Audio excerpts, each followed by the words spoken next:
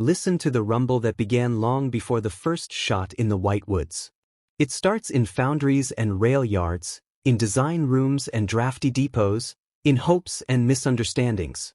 It begins with a new German tank that many called superior. The Panther weighed 45 tons and looked like confidence shaped in steel. Its long 75mm gun promised reach and shock. Its sloped armor promised deflection and survival. On the parade ground, it was a predator. On the map, it was an answer. Out in the world, where cold and mud and time argue with every machine, the promises would be tested. Months earlier, engineers had studied the Soviet T-34 and decided that sloped plates and a quick gun were the future. The Panther was drawn from that lesson, then given more weight, more speed, more ambition. Production began in 1943. On paper, the new tank was a teacher's pet, ticking every box. In practice, the final drive was fragile. Mechanics learned a hard number that lived in the back of their minds. About 150 kilometers before trouble. The Maybach engine could roar and also falter. The gearbox could grab and refuse. Snow was more than weather. Snow was a trap, and mud was a second one waiting beneath it. Across the ocean, a different noise grew steady and patient. American factories that had once built family cars now built Shermans. Ford, General Motors, and Chrysler retuned their lines until a tank became a kind of choreography. Welders, machinists, inspectors, train crews. A turret here, a hull there, a crate of spares already labeled and ready to swap. The Sherman was lighter at 33 tons. The turret could swing under its own electric power whether the engine was humming or silent. The crew sat in a space that put controls and exits where tired hands and scared minds could find them fast. It was not glamorous. It was not a showpiece. It was a promise that it could move today and tomorrow and the day after. The war did not care about glamour either. It cared about who got to the field, who stayed there when the weather turned, who could be fixed by the side of the road with tools that fit more than one bolt. It cared about the distance between depots and front lines and how many rail cars were available. The German army had skill and experience, but time had thinned its ranks and its fuel. The Panther's excellence was sharp and narrow. The Sherman's strength was broad and quiet. You could hide sharp and narrow behind hedgerows and snowdrifts and score dramatic victories. You could win wars with broad and quiet. As the winter of 1944 approached, the Ardennes waited under a ceiling of iron cloud. Pines stood like sentries. Villages tucked into folds of land. Roads turned to ice, then to slush, then to rutted scars that swallowed wheels. In field parks behind the lines, Panthers idled. Mechanics leaned over open engine decks, gloved hands working more by memory than sight. Some engines caught, some stumbled, a few coughed out black warnings. The crews watched their breath in the air and told themselves that the first minutes of any march were the worst. That once a gearbox warmed and a track settled, the big cat would prowl as promised. In motor pools farther west, Shermans lined up in ranks that looked like a farm of iron. Men moved between them with wrenches and mugs of coffee. They checked electrical lines to turrets, swapped out cracked plugs, tightened things that had loosened on the last road march. The language around these tanks was not grand. It was practical. Pull that panel. Try that starter again. Bring the box from the shelf with the part number everyone knows by heart. The point was not a perfect machine. The point was a ready one. Officers on both sides traced plans across maps. The German plan called for shock. A hard strike under heavy weather that would ground aircraft and blind observation. The Panthers would spearhead. Where the roads narrowed and the trees crowded close, where the snow thickened and the fog sat low, the tanks would lead and the infantry would follow in their wake. Speed would make up for scarcity. Surprise would stand in for depth. On the Allied side, the plan was different because it was not a single plan. It was a habit of thinking that spread across thousands of small decisions. Keep the roads open. Keep the depots full. Keep the radios talking. Use tanks with infantry, infantry with artillery, artillery with scouts, scouts with engineers. The Sherman was a piece in a large set. Its job was to be where it was needed and to stay working long enough for the rest of the team to do its part. The night before the first moves, a Panther crew shared a tin of food and a cigarette in the lee of their tank. The driver rubbed his wrists and thought about the gearbox. The gunner rehearsed ranges he had memorized, the numbers marching through his head like quiet soldiers. The commander stared into the trees. He believed in the tank, believed in training, believed that if they could reach the first crossroads together, their long gun would speak a language the enemy would understand too late. He also knew the road could break them before the battle could. In a different camp, a Sherman crew listened to their turret motor were once, twice, 3 times, the sound clean and even. The loader counted shells and felt their weight. The driver checked the track tension and then checked it again. The commander read a weather report aloud, a ritual with the tone of a prayer. Snow by dawn, fog afternoon, roads uncertain. They did not expect to overmatch whatever waited in the trees. They expected to be ready when the call came and to stay ready when the unexpected arrived. Before the engines turned for real, the war offered one last quiet. A mechanic zipped his jacket all the way and thought about home. A dispatcher set down a phone after confirming a rail delivery that would arrive a day late, which meant trouble along an entire line of units. A map officer drew a small circle around a village no one had heard of outside the region, a place that would soon earn a name in briefings and telegrams and letters. When the columns began to move, the Panthers felt heavy even on straight road. The first climb asked for second gear, the next demanded patience, the third took more than the book said it should. One machine fell out with a growl from deep inside its belly. Another shuddered and then quieted as if listening, then returned to the march with a sound no one liked. A third kept perfect tempo, the kind of tank that makes all the rest seem as if the stories about unreliability were exaggerated after all. Crews leaned forward as if their bodies could help the machines crest each rise. Sherman's rolled as a chorus. One paused for a minute, men swarming like a pit crew to fix a small fault, then leapt back into line. A spare road wheel moved from a truck to a tank like a bread loaf passed down a table.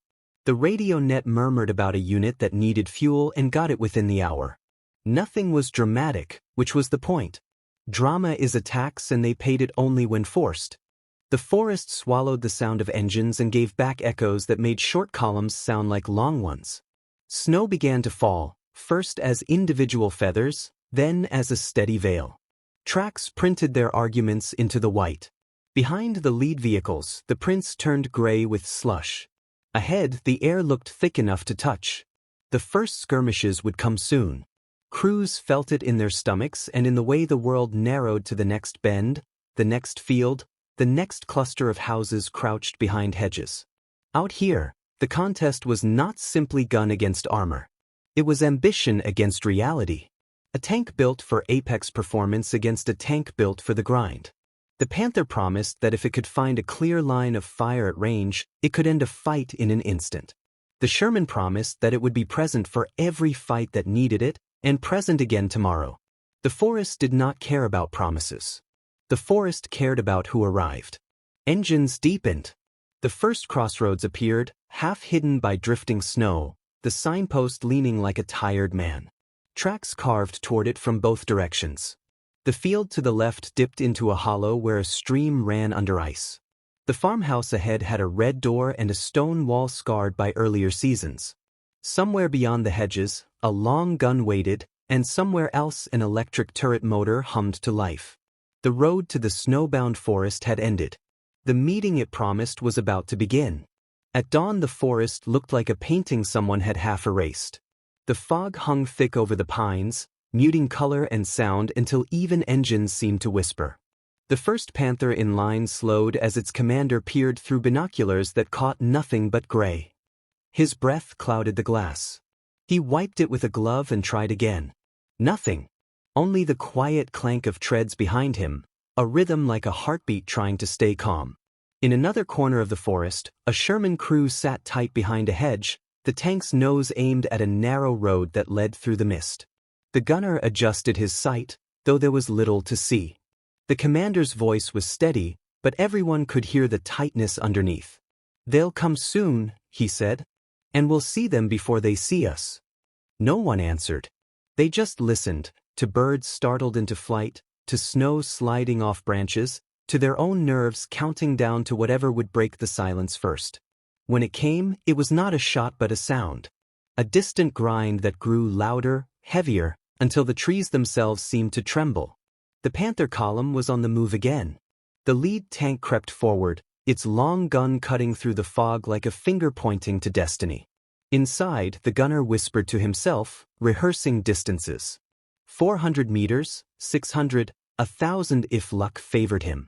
The driver squinted through the slit in his vision block and cursed the frost gathering on the edges. Then, through the haze, something flickered, a shape too low, too round to be a truck. The Sherman crew saw them first. The commander's heart jolted when a dark outline emerged in the fog, broad front plate, gun like a spear. "Panther," he hissed. "Hold fire until I say." The loader's hands tightened on a shell, the metal cold against his palms. The gunner adjusted by instinct, the sight barely registering the ghost in the distance. The world shrank to breath and heartbeat and the slow slide of the enemy creeping closer. The Panther stopped. Its gun settled. The commander inside muttered something about ghosts in the mist, then nodded to his gunner. "Fire!" The first shell screamed through the fog and hit the ground 10 meters short, sending up a fountain of snow and dirt. The Sherman crew flinched, then the commander shouted, "Now!" The gun roared, kicking smoke from the barrel. The shell struck the Panther's lower plate with a crack that echoed like thunder, but the armor held. The Panther turned its turret faster than it should have been able to, the gun adjusting, correcting. Inside the Sherman, the loader slammed another shell in. The gunner exhaled slowly and aimed higher. The second shot went out, a single flash in the gray. This one hit the Panther's track. Sparks burst, metal screamed, the tank jolted sideways. "Hit!" the loader shouted, voice half disbelief, half relief. The Panther's turret fired again in blind fury. The shell tore through a tree and vanished into the fog. The driver of the Sherman reversed, wheels spinning in the slush, the whole tank lurching as if trying to dodge fate itself. Behind the damaged Panther, another one rumbled forward. Its crew had seen the hit and felt their pride ignite. They moved up to shield their wounded comrade. But the road was narrow, the trees close. The second Panther's driver misjudged the distance, caught the edge of the ditch, and the heavy tank slid halfway down. Cursing filled the intercom. The commander banged his fist on the hatch. "Reverse! Reverse!" The gears ground. The tank groaned like something alive in pain. To the Americans, the fog now looked like a friend. More Shermans edged forward in pairs, covering each other. They could hear the big German guns firing blind, the shots booming somewhere to their left. "Keep moving," one lieutenant said over the radio. "They can't hit what they can't see." The Shermans moved like hunters who knew the terrain was on their side. They fired short bursts, backed away, then shifted again. Every sound the Germans made gave them away. Every flash in the fog was an invitation. The Panther crews fought back with everything they had. When they did get a clear shot, it was terrifying. A single shell from that 75mm gun could rip through a Sherman's front armor like paper. One American tank burst into flame, the crew scrambling out, rolling in the snow to smother their coats that caught fire. The driver of another Sherman froze when he saw it, then clenched his jaw and pushed forward anyway, engine whining, treads biting into the icy ground. By mid-morning, the battle had spread like wildfire through the woods. Patches of fog cleared, revealing broken tanks, shattered trees, and craters filled with dirty snow. The air smelled of cordite, oil, and fear. A German mechanic's dream turned into a mechanic's nightmare. Panthers that should have been unstoppable now sat crippled, tracks twisted, engines stalled. In some, the fuel burned bright blue. In others, the crews abandoned them intact, knowing that staying meant dying. On a rise above the chaos, an American commander watched through his binoculars. "They're powerful," he murmured, "but they're breaking themselves." Behind him, trucks moved up with fuel and ammo. Replacement parts clanked in crates. Soldiers shared coffee and nervous jokes. For them, this was how you won a war.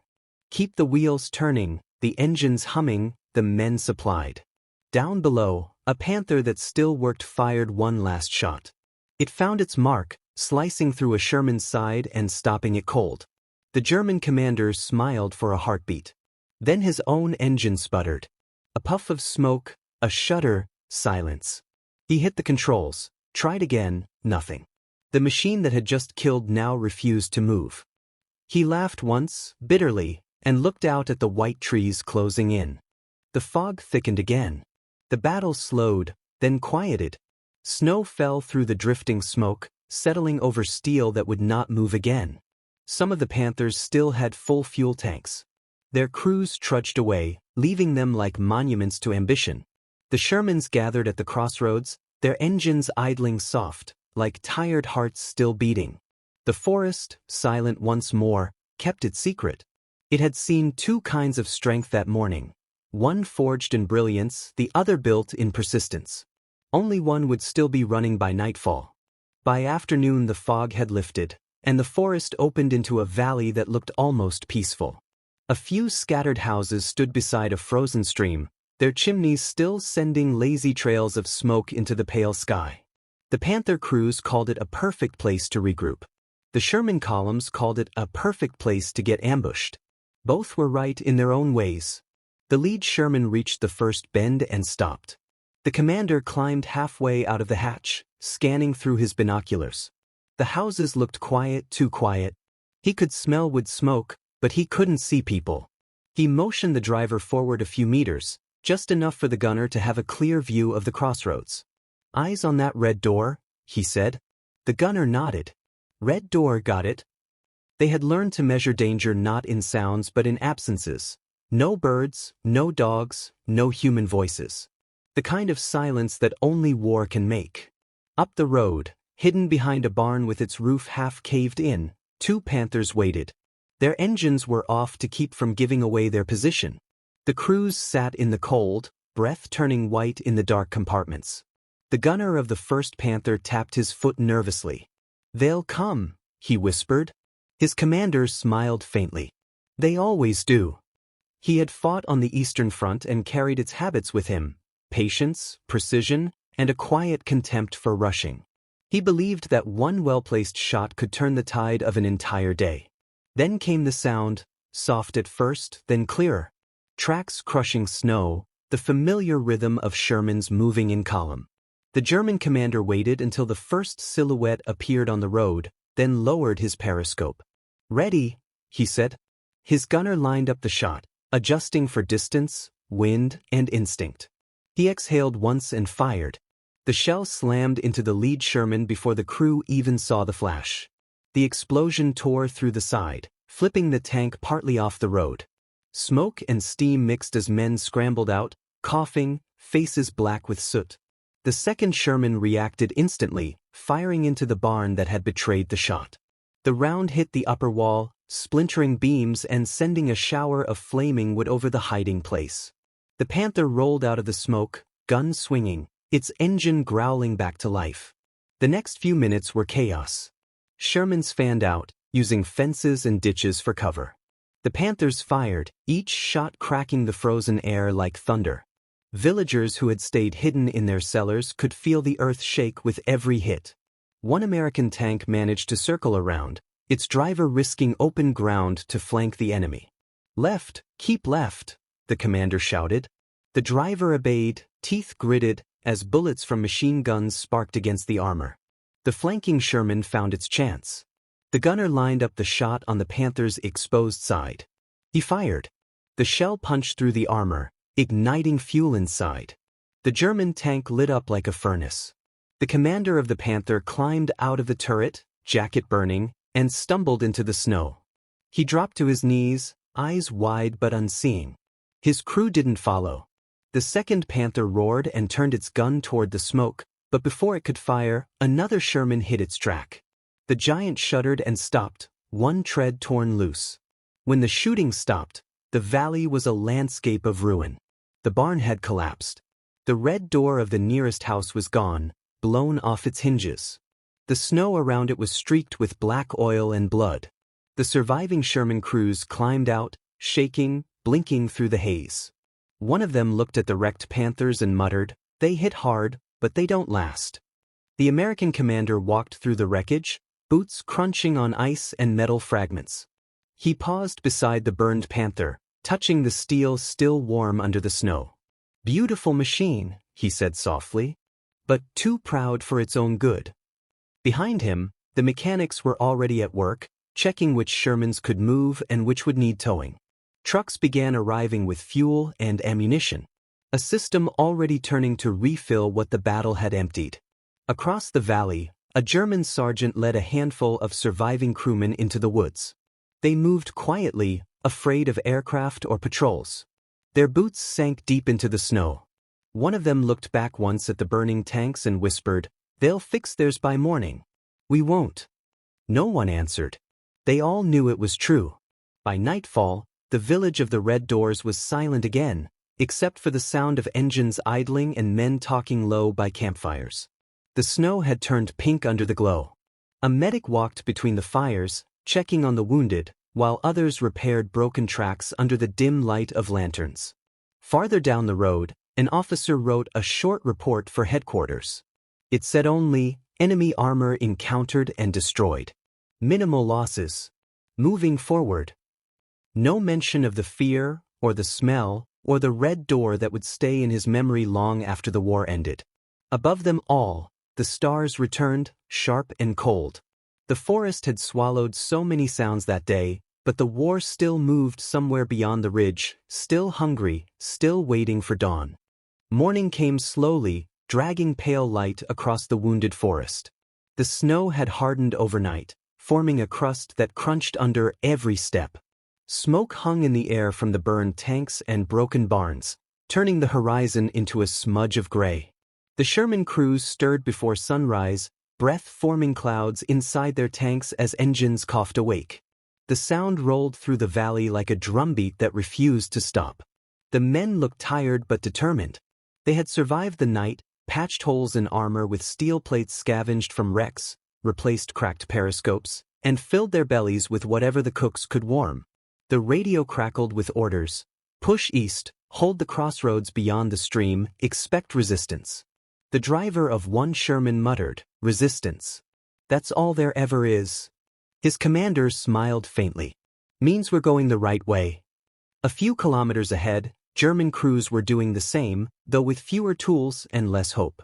In a clearing surrounded by pines, a Panther sat half buried in snow, its engine dead since midnight. Two mechanics crouched behind it, pulling off panels and cursing under their breath. The gearbox had seized. The oil was thick as tar. "We could fix it," one said. "If we had another day." The other shook his head. "We don't have another day." The crew gathered their belongings in silence, abandoning the tank to the cold. It would stay there for months, half visible like a sleeping beast, until the thaw came and the forest remembered what it had swallowed. Those Panthers still able to move formed a new line near the next ridge. Their commander, a captain named Weber, studied his map with stiff fingers. He had lost half his tanks in the past 2 days. The ones that remained looked strong but fragile, like statues forced to march. He knew the Americans would be coming, and he knew they would come in numbers. He turned to his radio operator. "Tell them to dig in. No movement until I give the word." The operator nodded, but the static answered louder than his voice. The cold had frozen the wires again. By midday, the first Shermans appeared at the far edge of the forest. They moved cautiously, turrets scanning the ridgeline. The commander of the lead tank, a man named Harris, leaned out to study the terrain. The open field ahead stretched flat and white, deceptive in its calm. He had seen places like this before, quiet until the shooting started. He ordered smoke shells fired across the clearing. Gray plumes spread like curtains. Then they advanced. The first Panther on the ridge saw the movement through the haze and fired. Its shell cut clean through the smoke and hit a Sherman square in the hull. The explosion threw snow high into the air. "They're up there," Harris shouted into the radio. "Gun elevation 15 degrees, right ridge." The Shermans turned their turrets in near unison, firing in short bursts. Their shells struck the hillside, exploding dirt and snow around the hidden Panthers. One found its mark, denting the sloped armor of a Panther but failing to pierce it. Another hit a tree and showered the German crew in splinters. The air filled with a chorus of engines, guns, and screams. Shermans moved in zigzags, using the smoke for cover. Panthers fired from their dug-in positions, each shot thundering like a hammer strike. Harris's tank jolted as a shell landed close, peppering the side with shrapnel. "Keep moving," he yelled. "Don't stop." The driver pushed forward, the tracks clattering over the frozen stream. On the ridge, Captain Weber climbed halfway out of his turret to get a better view. Through the fog and smoke, he saw movement everywhere, shapes appearing and disappearing like ghosts. He raised his binoculars, spotted 3 Shermans advancing in a line, and gave the order to fire. His gunner hit one in the front plate, the shell tearing it apart. "Good," Weber said, voice flat. "Next." But when his gunner tried to traverse, the turret jammed halfway. He cursed and slammed his fist on the side. "Manual! Use the crank!" The loader grabbed the handwheel and began turning. The turret moved slowly, painfully, while the sound of approaching tanks grew louder. Below, Harris's unit reached the foot of the ridge. The air smelled of burning oil and hot steel. They fired up the slope, aiming for muzzle flashes. One shell struck a Panther's side armor, another landed beneath its rear. The explosion tore through the engine compartment, sending the turret spinning off in a fountain of smoke. The German tank burned, black smoke curling upward like a flag. Weber's crew could see it from their position. For a moment, no one spoke. Then the Panthers began to fall back. Not by choice, but because their engines wouldn't hold. One lost power halfway down the hill. Another threw its track while turning. The survivors covered their retreat, firing as they moved. It was not chaos, but resignation, a slow unraveling of a force that had run out of strength.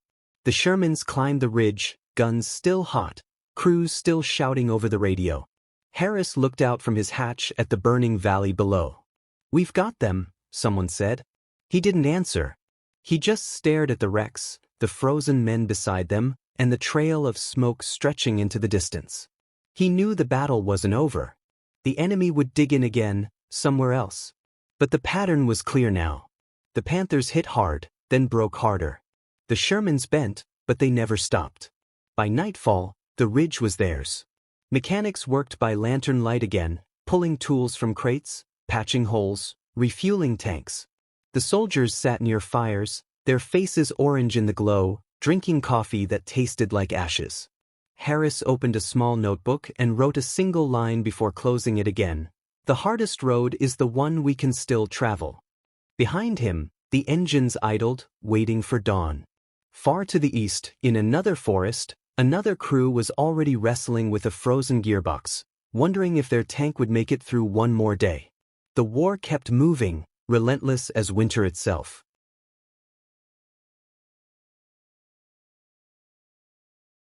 The next morning was colder than the last.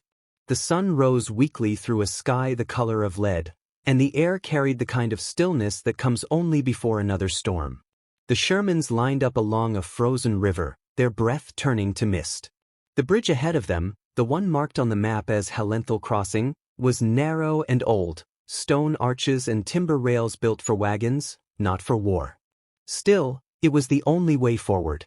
Captain Harris stood on the bank, map in hand, studying both the bridge and the tree line beyond. "They'll be waiting," he said. The engineer beside him nodded grimly. "And it won't hold if more than one tank crosses at once."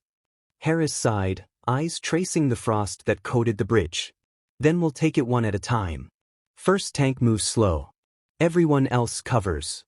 Upstream, hidden behind a small hill, a group of German tanks waited. 2 Panthers, both still running, engines rumbling low like caged thunder. Their commander, Captain Weber, had survived the ridge fight and carried the bitterness of it in every word he spoke. "They'll come for the bridge," he told his men.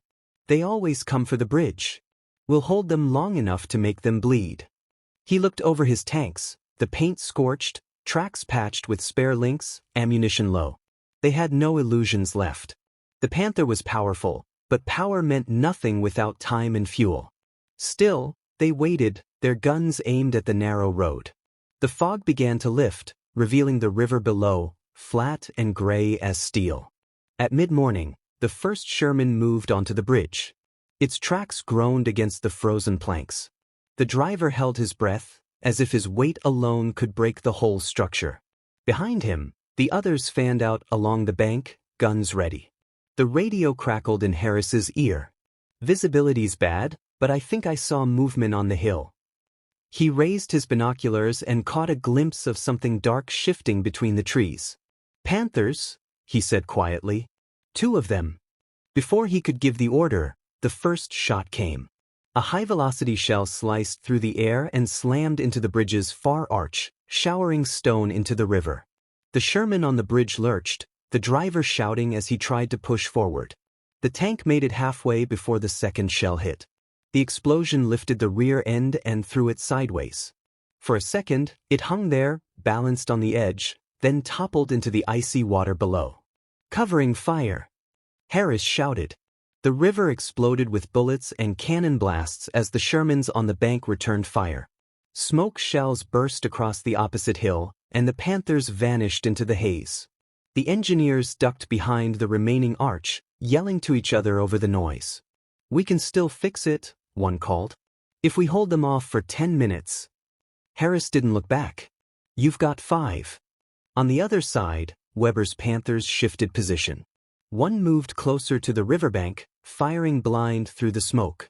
The other held back, watching for muzzle flashes. The German gunner inside listened to his commander's calm voice counting seconds between American shots. "They're trying to flank us," Weber said. "Let them try." He waited, patient as ever, until he saw a Sherman's silhouette appear through the thinning smoke. He fired. The shell struck true, blowing the turret clean off. The Americans answered with precision of their own. A Sherman on the left flank fired 3 quick rounds. The third hit the forward Panther's exposed side. Flames erupted from the engine deck. Weber's voice snapped over the radio. "Pull it back. Get the crew out." But it was too late. The tank burned hot and silent, its guns still pointed toward the river. The remaining Panther reversed behind a line of trees. Its gunner swore as he tried to reload with shaking hands. Weber put a hand on his shoulder.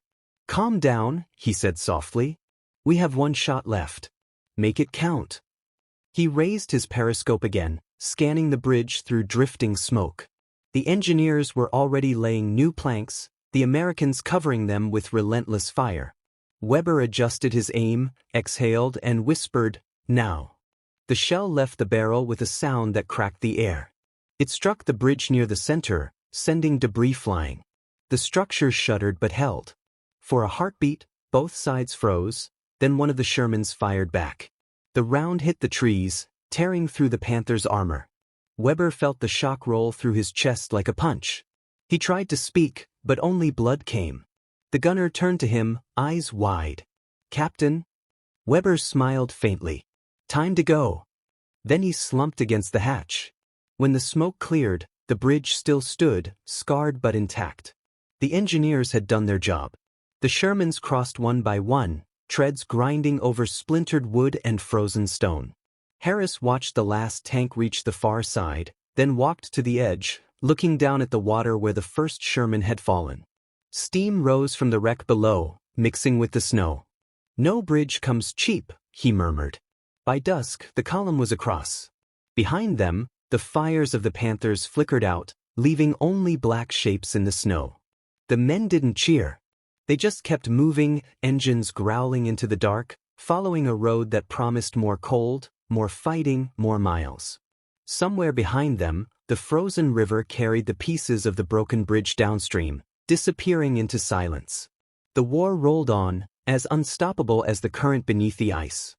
By the time the Shermans reached Stavelot, the snow had turned gray with soot. The town lay in ruins, a maze of shattered walls and frozen streets that echoed every sound like a memory. The smell of smoke and brick dust hung in the air, heavy enough to taste. What had once been a small, quiet place with stone bridges and tidy roofs was now a graveyard of chimneys and broken glass.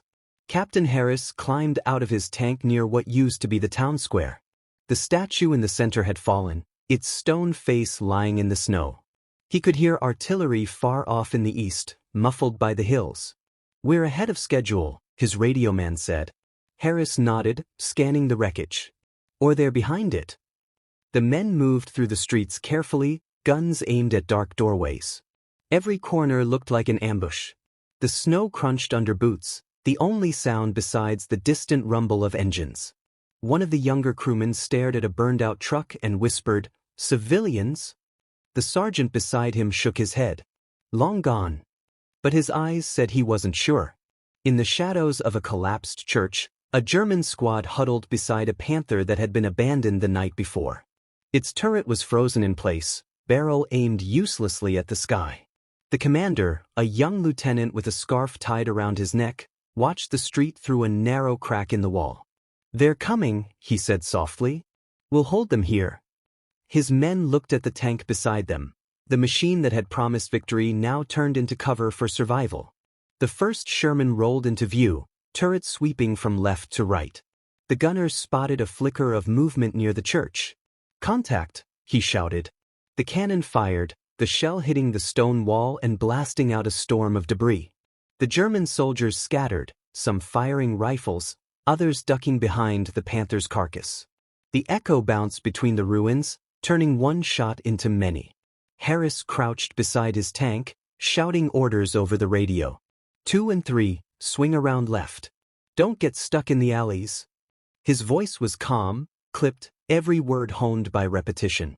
He had learned that chaos could only be beaten by rhythm, the rhythm of orders, movement, and trust.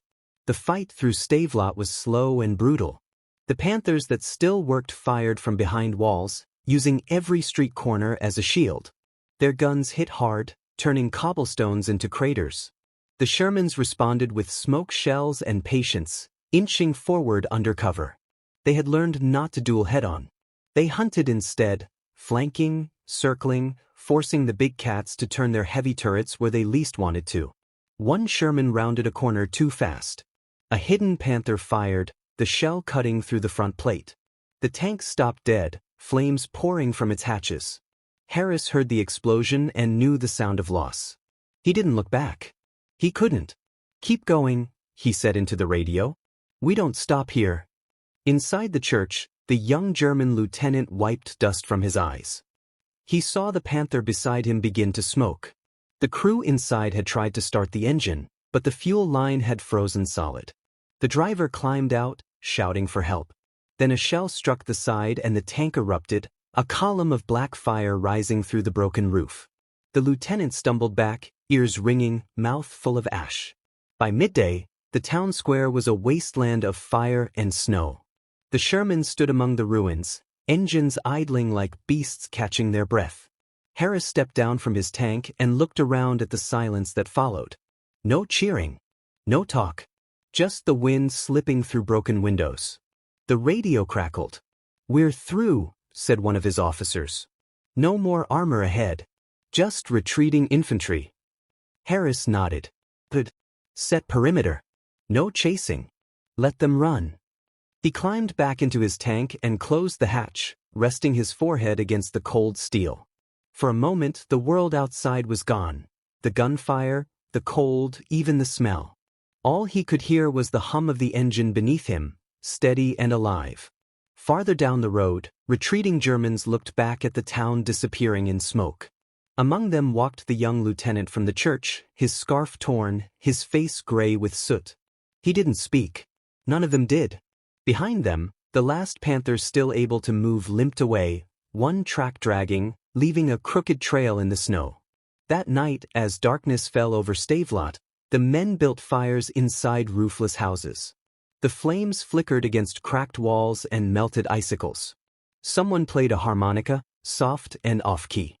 The melody floated through the ruins like something from another life.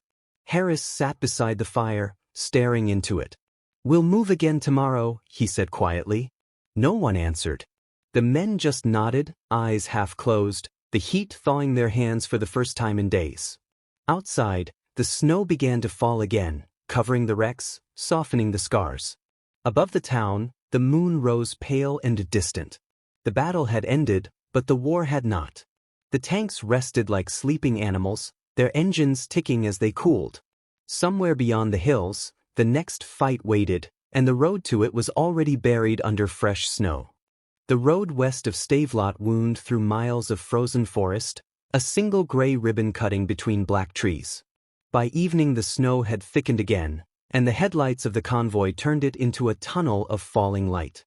The Shermans led the way, engines rumbling steady, followed by trucks loaded with fuel, ammunition, and food. Every few kilometers they passed burned-out vehicles, old wrecks half buried in drifts, reminders of the winter's appetite. Captain Harris sat in the commander's hatch, goggles frosted at the edges, his scarf stiff with cold. He kept one hand on the turret ring, eyes on the road ahead. "How's the temperature?" he asked down the intercom. The driver's voice crackled back. "Holding, sir. She doesn't like the cold, but she's moving." Harris smiled faintly. "That's all I ask." Behind them, the rest of the column stretched into the darkness, the sound of engines blending with the wind. Inside each tank, the crews fought sleep and numbness. The rhythm of treads on ice could lull a man into forgetting where he was. Some chewed coffee grounds to stay awake. Others just sang under their breath, old songs that made the cold feel less cruel. Around midnight, the radio came alive. Static first, then a sharp voice. "Enemy patrols ahead of the bridge at Trois Ponts. Keep your lights off past kilometer 20. Harris acknowledged, tapping the headset against his neck to clear the frost. "Copy that. No lights after 20. He turned to his gunner. "Looks like we're not done yet." The convoy dimmed its headlights one by one until the forest swallowed the glow. Now the only light came from the moon and the faint red of tail lamps covered with canvas. The world became shapes and shadows. Every turn in the road looked like a place where something could go wrong. Half an hour later, something did. A truck at the rear hit a patch of ice and slid sideways, blocking the road. The driver cursed and slammed the brake, but the wheels spun uselessly. The column ground to a halt. Harris's tank stopped first. "What's going on back there?" he asked. The reply came slow. "Truck stuck, sir. Can't move." He closed his eyes for a moment. "Of course it is." He ordered 2 Shermans to turn back and tow the vehicle clear. While they worked, the men waited in silence, engines idling low to keep from freezing. The forest around them creaked with the sound of shifting ice. Somewhere far off, a single gunshot echoed, then another. The kind that comes from scouts testing the edge of a line. The minutes stretched. The driver of the stuck truck finally shouted, "Got it." The wheels gripped, the vehicle lurched forward, and the convoy began moving again. Relief rippled through the radios like a sigh. But the brake had given the cold time to tighten its grip. One of the Shermans coughed smoke and refused to start. The mechanic climbed out, hands bare despite the freezing air, fumbling with frozen tools. "Come on, girl," he muttered, "don't die on me now." He worked until his fingers bled. Then, with a roar, the engine caught. The men cheered softly, the kind of cheer that ends in laughter because it means you're still alive. Hours passed. The road grew narrower, the snow deeper. The trucks slipped and skidded, guided only by the tracks the tanks left behind. Somewhere ahead lay the bridge they had been warned about. Harris checked his map under the faint red glow of his lamp. "We should see it soon," he said. "If we don't, it means it's gone." When they finally reached the river, the bridge was still there, but barely. The middle span sagged, the railing torn away by artillery. A burned German half-track lay at the edge, black against the snow. Harris ordered the tanks to cross one at a time, just like at Hellenthal. The first Sherman crept forward, treads grinding softly on wood that groaned with each rotation. The men held their breath. The bridge held. One by one, they crossed, each tank vanishing into the white beyond. At the far side they regrouped. The radio crackled again. "Scouts report enemy movement north of the road. Panthers, maybe 2. Harris cursed under his breath. They never give up. He turned to his crew. "Let's set up an ambush before they set up theirs." They positioned the tanks along a ridge overlooking the forest road. Engines off. Guns trained on the dark gap between trees where the Panthers would appear. The night stretched long and silent, the kind of silence that presses against the eardrums. Then, far off, a low growl. Engines. Heavy ones. The Shermans waited. Frost gathered on barrels, breath turned to fog inside helmets. The growl became a roar. The first Panther appeared, its outline sharp against the snow. Harris whispered, "Hold." The gunner's finger hovered over the trigger. The second Panther rolled into view, close behind the first. "Now," Harris said. The night exploded. The first Sherman fired, its muzzle flash lighting the forest like lightning. The shell struck the lead Panther in the turret ring. A perfect hit. The tank burst in a wave of fire.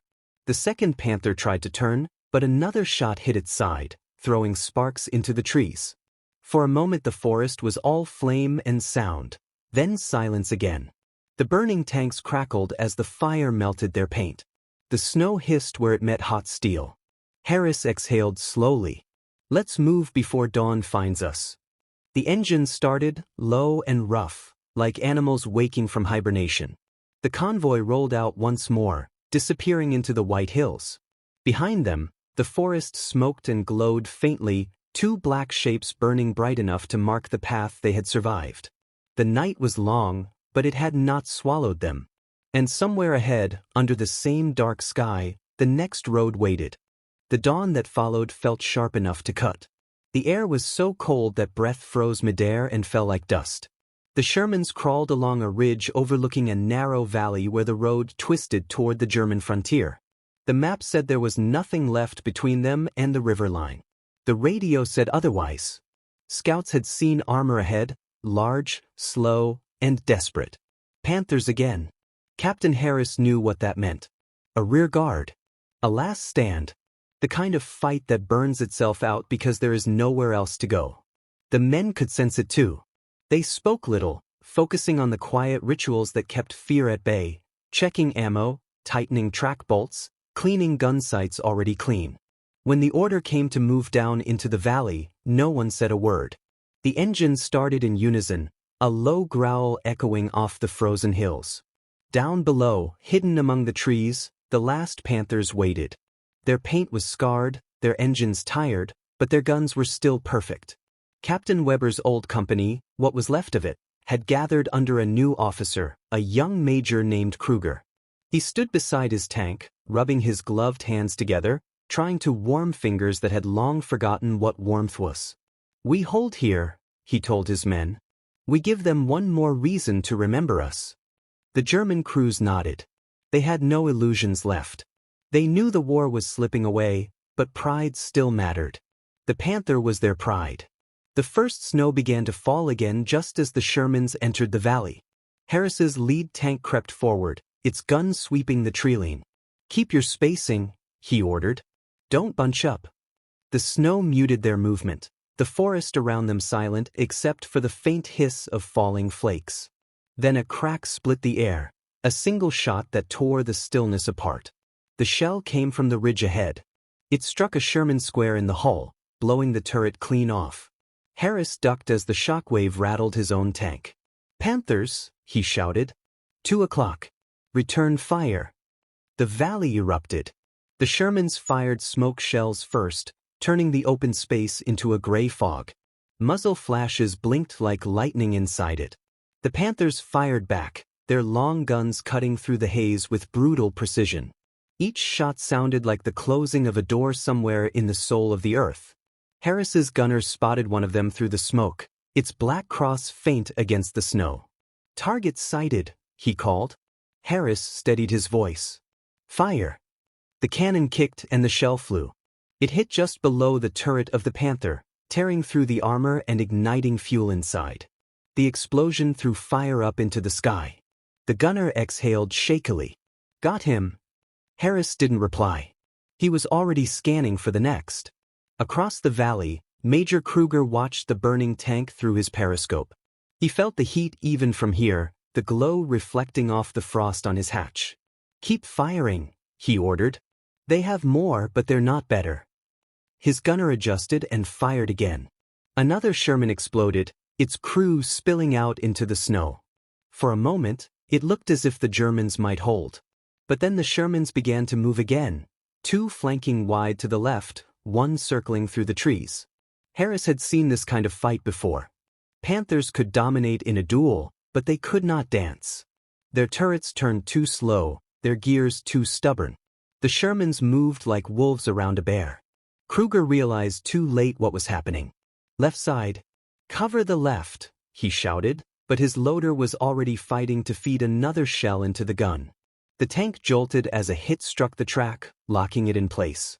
Another shell followed, punching through the rear plate.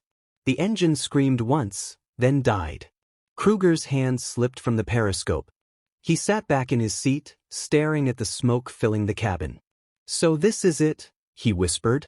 One by one, the Panthers fell silent. Some burned. Some simply stopped, their crews climbing out into the snow, hands raised, faces gray with exhaustion. The battlefield quieted until all that was left was the hum of idling Shermans and the crackle of fire. Harris opened his hatch and looked across the valley. The air shimmered with heat from the wrecks. He could see figures moving among them, enemy soldiers stumbling away, unarmed, broken. He felt no triumph, only relief. "Cease fire," he said into the radio. "It's over here." His gunner leaned back, wiping sweat from his face despite the cold. "You think that was the last of them?" Harris didn't answer. He knew better. Wars didn't end in one valley. They ended when the machines stopped arriving, when the factories fell silent, when men finally ran out of reasons to keep fighting. The Shermans held their position through the night, their searchlights sweeping the smoking field. Medics moved among the wrecks, pulling survivors from the steel shells that had been their homes. The snow kept falling, gentle and endless, covering both the living and the dead. At dawn, Harris climbed out of his tank. The sun rose weakly over the hills, turning the battlefield gold for a fleeting moment. He stood there in silence, the wind tugging at his scarf, watching as steam rose from the Panther wrecks like ghosts leaving their bodies. Somewhere behind him, an engine started. Somewhere farther back, a mechanic laughed at a joke no one could hear. Life, stubborn as ever, moved forward. The Panthers had made their last stand, and the road ahead lay open. But Harris knew that victory here was not the end, just another chapter in a war that measured progress by the miles of broken steel left behind. The morning light came thin and colorless, the kind of light that could not warm anything. Bastogne lay ahead, wrapped in snow and smoke, surrounded by a silence that hummed like tension before a storm. The roads leading in were lined with wreckage. Trucks half buried in drifts, twisted guns, tanks frozen where they had died. The trees stood black and skeletal against the white. Captain Harris's convoy approached from the west, engines rumbling low. The men were worn down to their bones now. No one spoke unless necessary. They had fought through forest, valley, and bridge, and each victory had cost more than it gave. Yet they moved forward because there was nowhere else to go. The town appeared through the haze. Church spires broken, rooftops caved in, smoke still rising from what had once been houses. Somewhere inside those ruins, pockets of German troops still held on. Harris's orders were simple: clear the town and link up with the paratroopers who had been holding it through the siege. It sounded easy on paper, but nothing in that winter was easy. As the Shermans rolled into the outskirts, gunfire broke out immediately. The first bursts cracked down the street, bullets whining off walls. The tanks answered with their machine guns, shattering windows and sending bricks tumbling. A few infantrymen ran ahead, crouching low behind the tanks, boots crunching in the snow. Harris ducked inside the turret as a shell burst nearby, the concussion slamming against the hull. "Contact north side," the gunner shouted. "Somewhere near the station." Harris grabbed the radio. "2 platoons swing left. We'll push center." The Shermans split, tracks grinding over cobblestones slick with ice. On the far side of town, a Panther crew watched from behind a collapsed wall. Their tank had been hidden under camouflage netting all night, waiting for the enemy to enter the kill zone. The commander, a sergeant barely 20, peered through the sight. "Range, 500. First one down the street." His gunner nodded, steadying the barrel. "Ready." The shell left the gun with a roar that shook snow from the roofs. The shot hit the lead Sherman square in the glassy plate. The tank buckled, fire bursting from its hatches. Harris's crew felt the blast even from 2 blocks away. "Panther," the loader yelled. "Direction." Harris leaned out of the hatch just long enough to see the muzzle flash in the distance. "Station yard." "Take it." The Shermans turned their guns toward the smoke. One fired, then another. The street filled with thunder and dust. The Panther reversed, its driver fighting the gears, trying to retreat behind a pile of rubble. The second shot struck the ground just short of it, showering dirt over the engine deck. The gunner fired back, clipping a nearby house. The walls collapsed inward, burying a jeep. Harris's tank advanced straight down the main street, his crew firing blind through the dust. "Keep going," he shouted. "Don't give him a second shot." The Panther's gun swung toward them, slower than it should have been, its gears grinding in protest. The Sherman fired first. The shell hit just below the turret. The explosion blew through the hull, flames spilling out like liquid fire. The blast lit up the street. The Panther burned hot, its crew climbing out through smoke and sparks. One man reached the ground before collapsing, rolling in the snow that hissed beneath him. The others didn't make it. By noon, the resistance began to break. The surviving Germans fled toward the woods beyond town. American infantry swept through the streets, clearing houses one by one. The paratroopers who had held Bastogne emerged from their dugouts, faces hollow from hunger and cold. They greeted the tank crews with exhausted smiles. "Took you long enough," one said. Harris just nodded.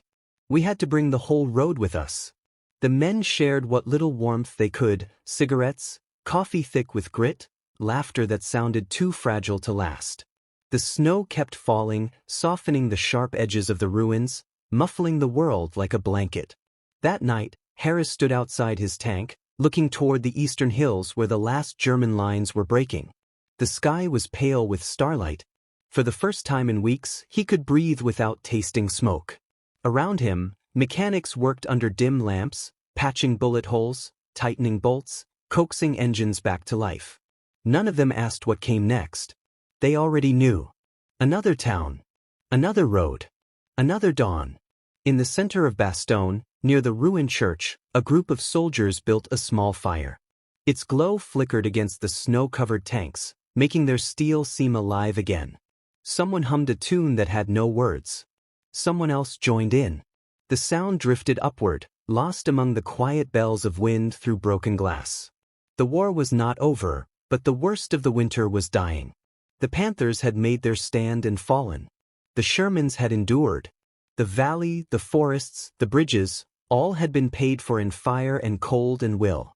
When dawn came, the light spread slowly over the wrecks and the rooftops, glinting off melted snow and the curved armor of tanks that would soon move again. Harris watched it rise, his breath hanging in the air like smoke, and said quietly to himself, "We keep going until there's nowhere left to go." Behind him, the engines started one by one, their sound rolling through the empty streets like a heartbeat that refused to stop. The road east awaited. The war, stubborn as winter, still had a few miles left to give.